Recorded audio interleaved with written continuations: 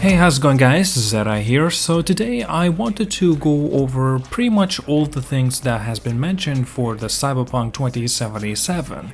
This is going to be including the next gen upgrade and also a patch, 1.5 patch that will be, actually currently available right now. So if you want to experience all of this, everything is available as of this moment, so that's pretty damn awesome. One of the features and new things that has been added towards Cyberpunk 2077 has been many bug fixes and also additional new things.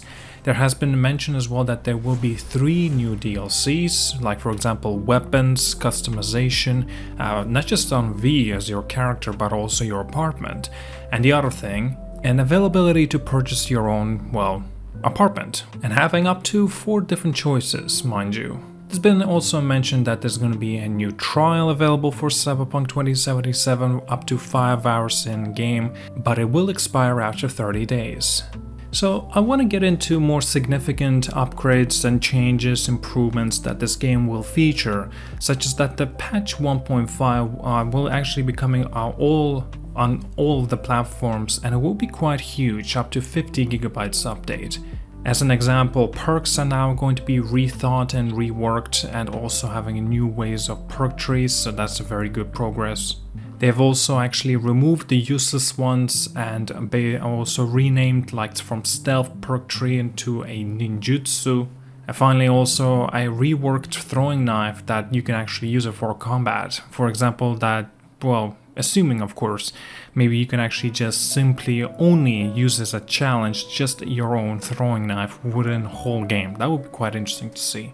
NPC AI has been altered as well, basically making sure that the NPC enemies are clever and more effective in combat. It's been a very major focus as well that the NPCs, pedestrians on foot and in cars are going to be a lot more responsive and more lifelike. As an example, if you shoot your weapon, you can see that the NPCs or the pedestrians will be running away, quite, panicking. And if you're shooting quite closely to the traffic, cars are going to be driving off like crazy, sometimes even ignoring all the traffic lights and stuff like that. Believe it or not, this was actually a big issue at the very first day that Cyberpunk has released. NPCs, or should I say pedestrians, they just simply crouched down and covered their heads. That's it, that's all they did. They didn't even run. Some of the times as well, NPCs even disappeared as soon as you turned around, but now that should not be an issue. Skipping time in game will also change, as specifically the UI, that's actually far more readable now. There's also been a mention that driving has been a bit changed as well, that the vehicles apparently being tweaked to make them feel heavier, brakes made more effective, and visibility increased when driving in first person. There's also been a very big mention of burnout, like by drifting have also been far more usable. Another pretty good detail is that you can actually call in multiple of cars, and now you can actually see them appearing right next to each other, not inside of each other. There's also been a mention that the economy has been rebalanced, that the vehicles are gonna finally be cheaper and will actually be able to afford them. Those were mainly the main elements that has been talked about within the stream. The stream itself was a bit longer than 1 hour length, but I want to say one thing. That there was actually 2 core main features missing. One of them is quite significant, the other not so much. Okay, the not so significant part is actually in traffic. I've noticed, once again, where are the bikes? I'm talking about specifically that actually, pedestrians will be driving them. They're only parked, they're never been used. So kind of like, where's that going on? And the main one, the very significant one, police chases. So far, they've been shooting their guns, showing off the crowd, the AI responsiveness, but yet the cops, there's just nothing really going on within that. There's no police chases. I didn't even see one policeman, and so I'm kind of wondering: is there really something going on? Like within the gameplay, I've also noticed that there's just drones that were, basically policing around, but you could just simply drive away, easily losing the wanted star level. Hopefully within the next few other patches that will actually be included.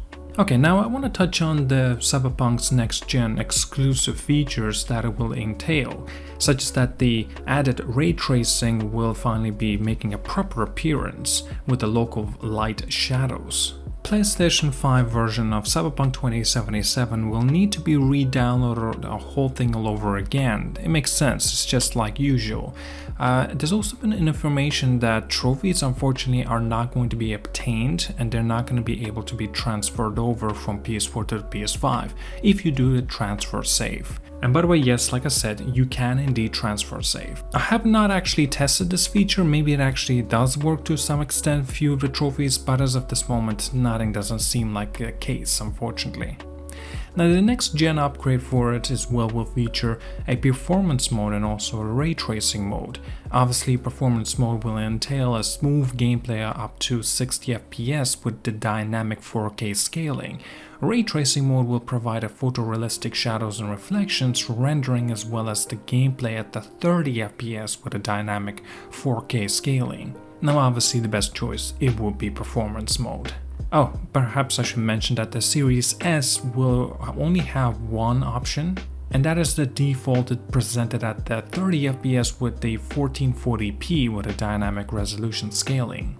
PlayStation 5 will also actually have finally a spatial audio that will enable the headsets and also built-in TV speakers for the PlayStation 5 Tempest 3D audio tech support to have the full capabilities.